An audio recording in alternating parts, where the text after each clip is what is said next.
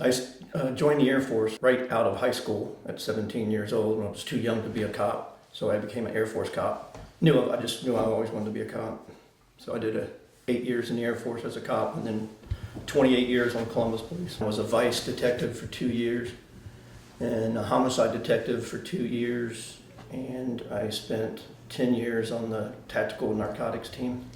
August 9th, 2006, I believe. Was working what we called the paddy wagon. They don't call it that anymore. It's the big square van, car 148 out east. Went to stop a drunk driver. The drunk driver fled, chased him onto the freeway. He turned around, went back into Columbus. We turned around, followed him. Car 143, got spike strips on the car, spiked it, got off at Bryce Road, into the Tim Hortons.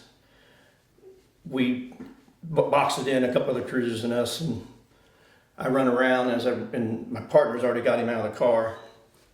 And I run around, I look in the front seat and there's an AK-47 there and a pistol and a big bottle of Grey Goose vodka.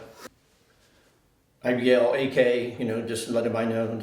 And so we're trying to get him handcuffed and he was fighting pretty good. And one of my buddies on the precinct comes up, goes to tase him. He's on his stomach and it didn't work. So I pull up his hoodie and there's a black bulletproof vest. So I'm thinking, man, we got us, bulletproof vest, AK-47, pistols. And then they stand him up and one of the guys goes, man, that looks like Maurice Claret. And then one of the other guys goes, that is Maurice Claret. A lot bigger than when you watch football, when you saw him run for Ohio State and win us a national championship. He looked like a short guy, but you don't realize the guys that he's standing around are, 6'8". He was a big dude.